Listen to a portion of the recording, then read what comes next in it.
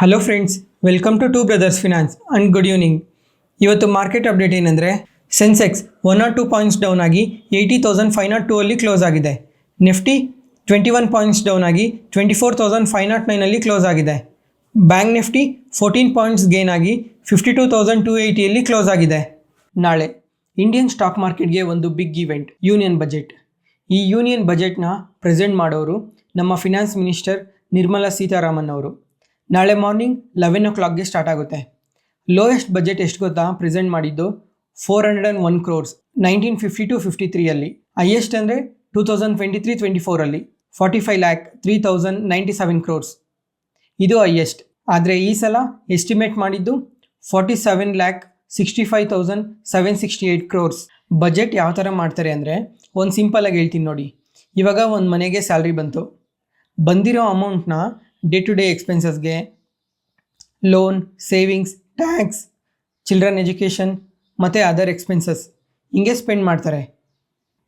ಅದೇ ಥರ ಗೌರ್ಮೆಂಟ್ಗೆ ಹೆಂಗೆ ದುಡ್ಡು ಬರುತ್ತೆ ಅಂದರೆ, GST, debt, income tax, excise duty, corporate tax, custom duty, loan recovery, ಈ ಎಲ್ಲದರಿಂದ ಇನ್ಕಮ್ ಜನ್ರೇಟ್ ಆಗುತ್ತೆ.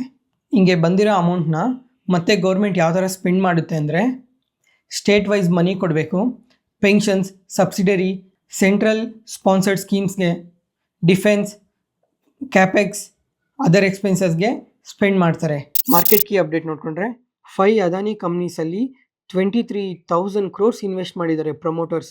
ಮೇಜರಾಗಿ ಇನ್ವೆಸ್ಟ್ ಮಾಡಿರೋದು ಅಂಬುಜಾ ಸಿಮೆಂಟಲ್ಲಿ. ಈ ಇಮೇಜ್ ನೋಡಿ, ಎಂದೇ ಆಗಲಿ ಪ್ರಮೋಟರ್ಸ್ ಇನ್ವೆಸ್ಟ್ ಮಾಡಿದ್ರೆ ಅದು ಕಂಪ್ನಿಗೆ positive sign.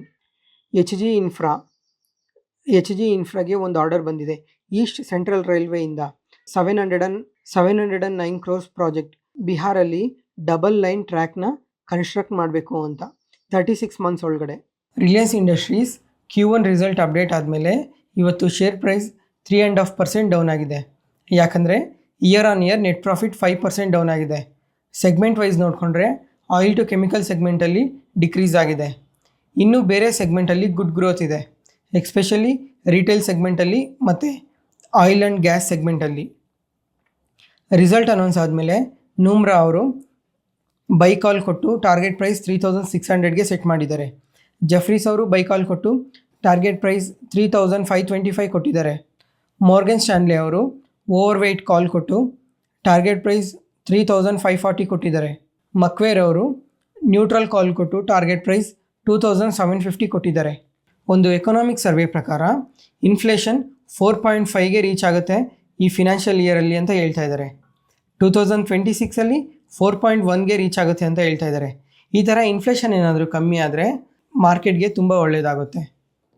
Data ಸೆಂಟರ್ದು infrastructure develop ಮಾಡೋಕ್ಕೆ ಅನಂತರಾಜ್ ಅವರು ಒಂದು MOU ಸೈನ್ ಮಾಡಿದ್ದಾರೆ ಗೂಗಲ್ ಅವ್ರ ಜೊತೆ. ಅದಕ್ಕೆ ಅನಂತರಾಜ್ ಶೇರ್ ಪ್ರೈಸ್ ಇವತ್ತು 10% ಮೂವ್ ಆಗಿ ಮತ್ತು ಇಂಟ್ರಾಡೇಯಲ್ಲಿ 7%ಗೆ ಕ್ಲೋಸ್ ಆಗಿದೆ. ವಿಪ್ರೋ ಇಂಟ್ರಾಡೇ ಸೆಷನಲ್ಲಿ 9% ಡೌನ್ ಆಗಿದೆ. ರೀಸನ್ ಬಂದು year on year sales 4% down ಆಗಿದೆ. ಅದಕ್ಕೆ ಎಬಿಟಾ ನೆಟ್ ಪ್ರಾಫಿಟ್ ಗ್ರೋತ್ ಇದೆ. ಕ್ವಾರ್ಟರ್ ಆನ್ ಕ್ವಾರ್ಟರ್ ಸೇಲ್ಸ್ ಮತ್ತು ಎಬಿಟಾ ಡೌನ್ ಆಗಿದೆ. ಮತ್ತು ಜೊತೆಗೆ ಗೈಡೆನ್ಸ್ ಸಹ ಮ್ಯೂಟೆಡ್ ಕೊಟ್ಟಿದ್ದಾರೆ. ಅದಕ್ಕೋಸ್ಕರ ಇವತ್ತು ಇಷ್ಟು ಕರೆಕ್ಷನ್ ಆಗಿದೆ. ಶಕ್ತಿ ಪಂಪ್ಸ್ ಈ ಕಂಪ್ನಿ ಒಂದೇ ವರ್ಷದಲ್ಲಿ 500% ರ್ಯಾಲಿ ಆಗಿದೆ. ಈ ಕಂಪ್ನಿ ಬಿಸ್ನೆಸ್ ಏನಂದರೆ ಪಂಪ್ಸ್ ಮತ್ತು ಮೋಟರ್ನ ಮ್ಯಾನುಫ್ಯಾಕ್ಚರ್ ಮಾಡುತ್ತೆ. ಈ 500% ರ್ಯಾಲಿಗೆ ರೀಸನ್ ಬಂದು ಗೌರ್ಮೆಂಟ್ ಒಂದು ಸ್ಕೀಮ್ ಅನೌನ್ಸ್ ಮಾಡಿತ್ತು. ಈ ಸ್ಕೀಮ್ ಯಾವುದು ಅಂದರೆ PM ಕುಸುಮ್ ಸ್ಕೀಮ್. ಈ ಸ್ಕೀಮ್ ಉದ್ದೇಶ ಏನು ಅಂತಂದರೆ, ವ್ಯವಸಾಯದಲ್ಲಿ ಫಾಸಿಲ್ ಫ್ಯೂಯಲ್ಸ್ನ ಕಮ್ಮಿ ಮಾಡಿ ಸೋಲಾರ್ ಪವರ್ಡ್ ಪಂಪ್ಸ್ನ, ರಿನ್ಯೂಯಬಲ್ ಎನರ್ಜಿ ಸೋರ್ಸಸ್ನ ಜಾಸ್ತಿ ಮಾಡಬೇಕು ಅಂತ. ಇದರ ರಿಸಲ್ಟ್ ನೋಡಿಕೊಂಡ್ರೆ year on year sales 402% grow ಆಗಿದೆ. ಎಬಿಟಾ 1,618% ಗ್ರೋ ಆಗಿದೆ. ನೆಟ್ ಪ್ರಾಫಿಟ್ 9,116%, EPS 8,465% ಗ್ರೋ ಆಗಿದೆ. ಕ್ವಾರ್ಟರ್ ಆನ್ ಕ್ವಾರ್ಟರ್ ಸ್ವಲ್ಪ ಡಿಕ್ರೀಸ್ ಆಗಿದೆ. ಮಲ್ಟಿಪ್ಲೆಕ್ಸ್ ಬಿಸ್ನೆಸ್ಸಲ್ಲಿದೆ. ಈ ಕಂಪ್ನಿ ರಿಸಲ್ಟ್ ನೋಡಿಕೊಂಡ್ರೆ year on year sales 9% down ಆಗಿದೆ. EBITDA 29%, net profit 119%, EPS 119% down ಆಗಿದೆ. ಓವರಾಲ್ ನೆಗೆಟಿವ್ ರಿಸಲ್ಟ್ನ ಪೋಸ್ಟ್ ಮಾಡಿದೆ ಇಯರ್ ಆನ್ ಇಯರ್ ಮತ್ತು quarter on quarter. ICICI Lombard ಈ ಕಂಪ್ನಿ ಬಿಸ್ನೆಸ್ ಏನಂದರೆ ಇನ್ಶೂರೆನ್ಸ್ ಸೆಗ್ಮೆಂಟಲ್ಲಿ ವರ್ಕ್ ಮಾಡ್ತಾರೆ. ರಿಸಲ್ಟ್ ನೋಡಿಕೊಂಡ್ರೆ ಸೇಲ್ಸ್ 19% ಗ್ರೋ ಆಗಿದೆ, ಎಬಿಟಾ 51% ಗ್ರೋ ಆಗಿದೆ, ನೆಟ್ ಪ್ರಾಫಿಟ್ 49%, EPS 48% ಗ್ರೋ ಆಗಿದೆ. ಓವರಾಲ್ ಪಾಸಿಟಿವ್ ರಿಸಲ್ಟ್ನ ಪೋಸ್ಟ್ ಮಾಡಿದ್ದಾರೆ. ಇಯರ್ ಆನ್ ಇಯರ್ ಮತ್ತು ಕ್ವಾರ್ಟರ್ ಆನ್ ಕ್ವಾರ್ಟರ್ ಇಂಪ್ರೂವ್ಮೆಂಟ್ ಇದೆ. ಇನ್ಶೂರೆನ್ಸ್ ಸೆಗ್ಮೆಂಟ್ ಲಾಂಗ್ ರನ್ನಲ್ಲಿ ಒಳ್ಳೆ ಗ್ರೋತ್ ಇರುತ್ತೆ. ಯಾವಾಗ ಅಂದರೆ ಇನ್ಶೂರೆನ್ಸ್ ಕಾನ್ಸೆಪ್ಟ್ ಪ್ರತಿಯೊಬ್ಬರಿಗೂ ರೂರಲ್ ಏರಿಯಾದಲ್ಲೂ ರೀಚ್ ಆದಾಗ. ಕೊಟಕ್ ಮಹೀಂದ್ರಾ ಬ್ಯಾಂಕ್ ಲಿಮಿಟೆಡ್ ಇದು ಒಂದು ಪ್ರೈವೇಟ್ ಬ್ಯಾಂಕ್. ಈ ಬ್ಯಾಂಕ್ ಯಾವ ಥರ ಪ್ರಾಡಕ್ಟ್ನ ಸೆಲ್ ಮಾಡುತ್ತೆ ಅಂದರೆ retail banking, treasuries, corporate banking, investment banking, stock broking, vehicle finance, advisory service, asset management, life insurance ಮತ್ತು ಜನರಲ್ ಇನ್ಶೂರೆನ್ಸ್ ಇಷ್ಟು ಸೆಗ್ಮೆಂಟಲ್ಲಿ ವರ್ಕ್ ಮಾಡ್ತಾರೆ. ರಿಸಲ್ಟ್ ನೋಡಿಕೊಂಡ್ರೆ ಸೇಲ್ಸ್ 23% ಗ್ರೋ ಆಗಿದೆ, EBITDA 39, net profit 10, EPS 79%. Overall good ರಿಸಲ್ಟ್ನ ಪೋಸ್ಟ್ ಮಾಡಿದೆ ಇಯರ್ ಆನ್ ಇಯರ್ ಮತ್ತು quarter on quarter ಎರಡು. ಗ್ರಾವಿಟಾ ಇಂಡಿಯಾ ಲಿಮಿಟೆಡ್ ಈ ಕಂಪ್ನಿ ಬಗ್ಗೆ ಮತ್ತೆ ಕೇಳಿಸ್ಕೊತಾನೆ ಇರ್ತೀರಾ. ಈ ಕಂಪ್ನಿ ಬಿಸ್ನೆಸ್ ಮಾಡೆಲ್ ತುಂಬ ಇಂಟ್ರೆಸ್ಟಿಂಗ್ ಆಗಿದೆ. ಬಿಸ್ನೆಸ್ ಏನಂದರೆ ರೀಸೈಕ್ಲಿಂಗ್. ಏನೇನು ರೀಸೈಕಲ್ ಮಾಡುತ್ತೆ ಅಂದರೆ ಯೂಸ್ಡ್ ಬ್ಯಾಟ್ರೀಸ್, ಯೂಸ್ ಮಾಡಿರೋ batteries, cable scrap, lead scrap, aluminium scrap, plastic scrap etcetera. Lead ಸ್ಕ್ರ್ಯಾಪಿಂದನೇ 88% ರೆವೆನ್ಯೂ ಬರುತ್ತೆ. ಜೊತೆಗೆ ಬ್ಯಾಟ್ರಿ ಸಹ ರೀಸೈಕಲ್ ಮಾಡುತ್ತೆ. ಫ್ಯೂಚರಲ್ಲಿ ಬ್ಯಾಟ್ರೀಸ್ನ ತುಂಬ ಬಳಸ್ತೀವಲ್ಲ, ಅದಕ್ಕೆ ಇದು ಇಂಪಾರ್ಟೆಂಟ್.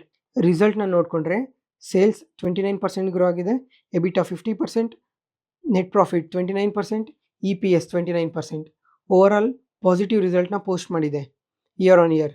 ಆದರೆ ಕ್ವಾರ್ಟರ್ ಆನ್ ಕ್ವಾರ್ಟರಲ್ಲಿ ಸ್ವಲ್ಪ ಡಿಕ್ಲೈನ್ ಆಗಿದೆ. ಈ ಕಂಪ್ನಿ ಈ ಕಮ್ಮಿಂಗ್ ಇಯರಲ್ಲಿ ಲಿಥಿಯಂ ಅಯಾನ್ ಬ್ಯಾಟ್ರೀಸ್, ಸ್ಟೀಲ್ ಮತ್ತು ಪೇಪರ್ ಸೆಗ್ಮೆಂಟಲ್ಲಿ ರೀಸೈಕಲ್ ಮಾಡೋದನ್ನು ಶುರು ಮಾಡ್ತಾರೆ ಅಂತ ಮ್ಯಾನೇಜ್ಮೆಂಟ್ ಕಮೆಂಟ್ ಮಾಡಿದೆ. ನೆಕ್ಸ್ಟು ಬೆಸ್ಟ್ ಸೆಕ್ಟರ್ ಯಾವ್ದು ಗೊತ್ತಾ? ಇನ್ವೆಸ್ಟ್ ಮಾಡೋಕ್ಕೆಲ್ಲ ಡೇಟಾ ಸೆಂಟರ್ಸ್.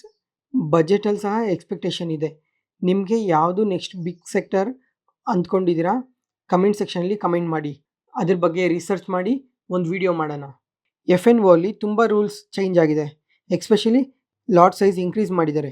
ಸೆಬಿ ಚೇರ್ಮನ್ ಏನು ಹೇಳ್ತಾ ಇದ್ದಾರೆ ಅಂದರೆ ಯೂತ್ ತುಂಬ ಅಮೌಂಟ್ನ ಲಾಸ್ ಆಗ್ತಾ ಇದ್ದಾರೆ. ಯಾಕಂದರೆ ಲಾಟ್ ಸೈಜ್ ಕಮ್ಮಿ ಇರೋದ್ರಿಂದ ಪ್ರತಿಯೊಬ್ಬರು ಬಂದು ಇಲ್ಲಿ ಟ್ರೇಡ್ ಮಾಡೋದ್ರಿಂದ ಅವರು ಲಾಸ್ ಆಗ್ತಾ ಇದ್ದಾರೆ. ಪ್ರಾಪರ್ ನಾಲೆಡ್ಜ್ ಇಲ್ಲದೆ, ಪ್ರಾಪರ್ ಎಕ್ಸ್ಪೀರಿಯನ್ಸ್ ಇಲ್ಲದೆ ಬಂದು ಲಾಸ್ ಆಗ್ತಾ ಇದ್ದಾರೆ ಅಂತ ಒಂದು ಕಾರಣದಿಂದ ಈ ಥರ ಲಾಟ್ ಸೈಜ್ನ ಇನ್ಕ್ರೀಸ್ ಮಾಡಿದ್ದಾರೆ. ಇವತ್ತಿಗೆ ಅಪ್ಡೇಟ್ ಮುಗೀತು.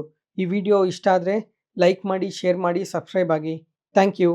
ಮತ್ತು ನಾನು ಹೇಳೋ ಇನ್ಫಾರ್ಮೇಷನ್ ನಿಮಗೆ ಯಾವುದೇ ಪಾಯಿಂಟಲ್ಲಿ ಇಂಟ್ರೆಸ್ಟಿಂಗ್ ಆಗಿ ನಿಮಗೆ ಯೂಸ್ಫುಲ್ ಅನಿಸಿದ್ರೆ ಈ ವಿಡಿಯೋನ ಲೈಕ್ ಮಾಡಿ, ನಿಮ್ಮ ಫ್ರೆಂಡ್ಸ್ ಮತ್ತು ಫ್ಯಾಮಿಲಿಗೆ ಶೇರ್ ಮಾಡಿ. Thank you.